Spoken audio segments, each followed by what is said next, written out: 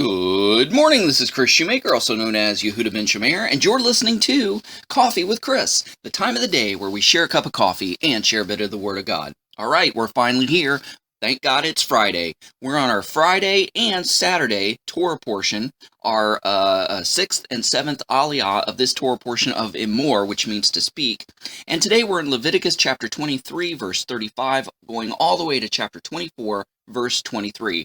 But we haven't hung out in chapter 24 this week, so that's what we're going to do today.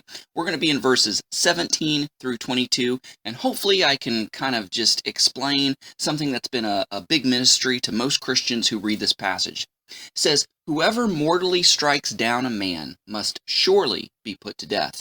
Whoever strikes down an animal is to make restitution, life for life." That's an important part right there, is the restitution, life for life.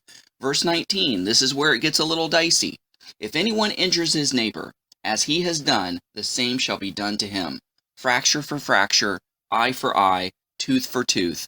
Just as he has injured someone, so it should be done to him. Whoever kills an animal is to make restitution, but the one who kills a man is to be put to death. You are to have one standard of justice for the outsider, as well as for the native born, for I am Adonai your God."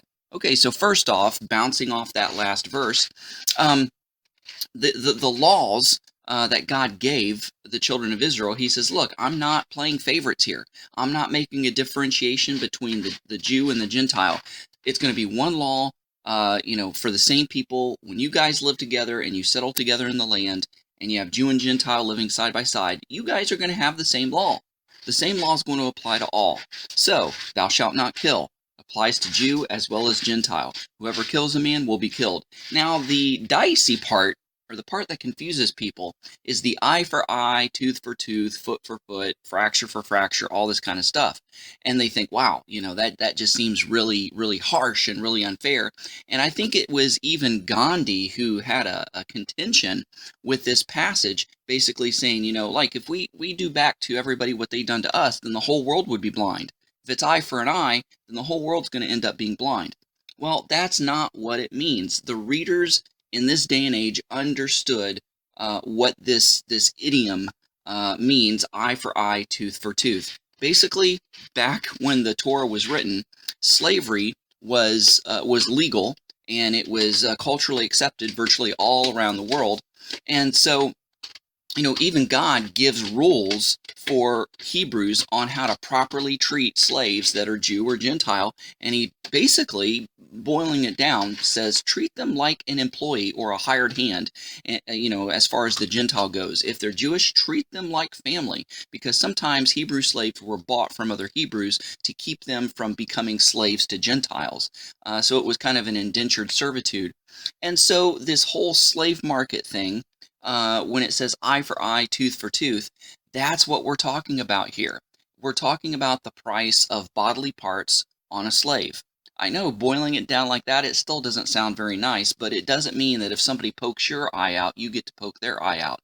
Basically, it's speaking of monetary compensation. Verse 18 even talks about and sets up the other verses, because it says whoever strikes down an animal must make restitution, life for life.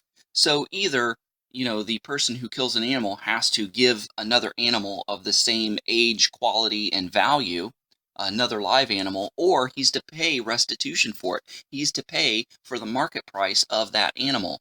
So whatever the market price is for a slave's eye, or for a broken arm, or whatever, that's what was to be paid. It was to pay monetary compensation. And also, if you read other passages of the Torah, if somebody injures another person, they're to pay for that person's medical expenses as well as for their lost time at work. And so that's basically what this is all about, because when you boil it down, let's say that two people get in a fight and somebody punches the other guy's eye, but they kind of estimate there's probably a 70% blindness in that eye that was struck. All right, eye for eye. Okay, come here, buddy. We gotta punch your eye just the exact same way that you punch this other guy's eye. Okay, if that's the case, then how can you guarantee that you're going to produce a 70% blindness in that other guy's eye to make everything fair and even Steven. You can't do that. It is impossible. So here it's clearly talking about monetary compensation for the loss of vision in that particular eye. So hopefully this clarifies this big mysterious passage that most of us is kind of scratched our head and say, look, it just doesn't seem right or fair. Seems a little harsh. What does this mean? It's basically talking about monetary compensation. Another fun tidbit about this Torah portion of Emor, there's 24 positive commandments and 39 negative commandments, equaling 63 commandments in this particular portion, Torah portion. And so the rabbis say that basically over 10% of all the 613 commandments can be found in this particular Torah portion. Guys, thanks so much for listening. Go out there and have a great day. Have a great weekend. Make sure that you join me for Crumbs of Torah so that we can have a sermon on the entire Torah portion of Emor. Looking forward to giving that to you. Guys, have a great day. Shalom and God bless.